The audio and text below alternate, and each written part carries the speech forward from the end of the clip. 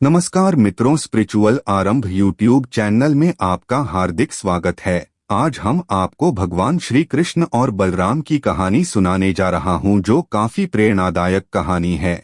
महाभारत काल की बात है। एक बार कृष्ण और बलराम किसी जंगल से गुजर रहे थे। चलते चलते काफी समय बीत गया और अब सूरज भी लगभग डूबने वाला था। अंधेरे में आगे बढ़ना संभव नहीं था। इसलिए कृष्ण बोले, बलराम, हम ऐसा करते हैं कि अब सुबह होने तक यहीं ठहर जाते हैं। सुबह होते ही हम अपने मंजिल की ओर बढ़ चलेंगे। बलराम बोले, पर इस घने जंगल में हमें खतरा हो सकता है। यहाँ सोना उचित नहीं होगा। हमें जाग कर ही रात बितानी होगी। अच्छा, हम ऐसा करते हैं कि पहले मैं सोता हूँ और तब तक तुम पहरा देते रहो, और फिर जैसे ही तुम्हें नींद आए तुम मुझे जगा देना। तब मैं पहरा दूंगा और तुम सो जाना। कृष्ण ने सुझाव दिया। बलराम तैयार हो गए। कुछ ही पलों में कृष्ण गहरी नींद में चले गए और तभी बलराम को एक भयानक आकृति उनकी ओर आती दिखी। वो कोई राक्षस था। राक्षस उन्हें देखते ही जोर से चीखा और बलराम बुरी तरह डर गए।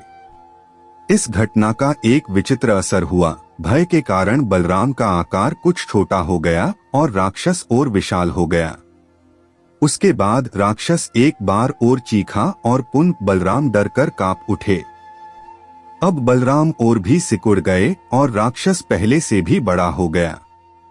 राक्षस धीरे धीरे बलराम की ओर बढ़ने लगा। बलराम पहले से ही भयभीत थे और उस विशालकाय राक्षस को अपनी ओर आता देख जोर से चीख पड़े, कृष्णा, और चीखते ही वही मूर्छित होकर गिर पड़े।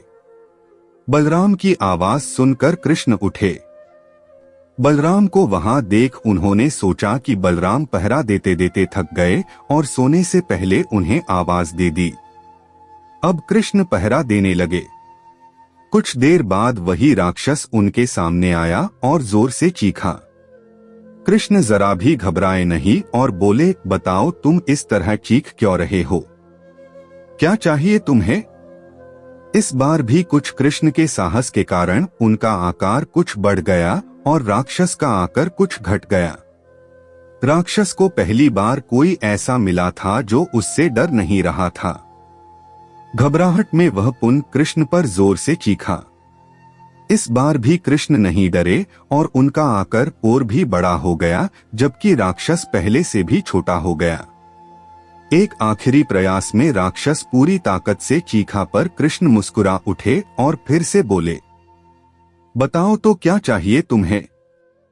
फिर क्या था, राक्षस सिकुड़कर बिल्कुल छोटा हो गया और कृष्ण ने उसे हथेली में लेकर अपनी धोती में बांध लिया और फिर कमर में खोस कर रख लिया। कुछ ही देर में सुबह हो गई।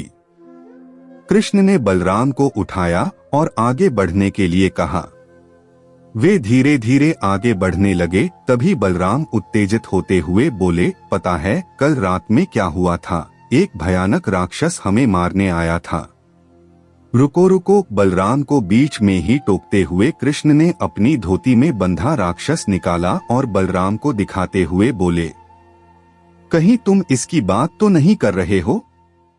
हाँ, ये वही है, पर कल जब मैंने इसे देखा था तो ये बहुत बड़ा था।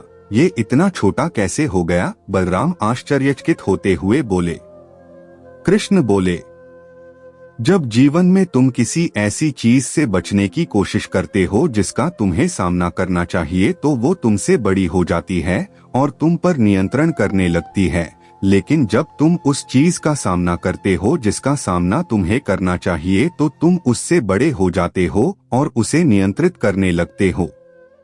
दोस्तों, ये राक्षस दरअसल हमारी जिंदगी में आने वाली चुनौतियां हैं। अगर हम इस चुनौतियों को टालते हैं तो ये और बड़ी होती जाती हैं। आखिर में ये हमें कंट्रोल करने लग जाती हैं।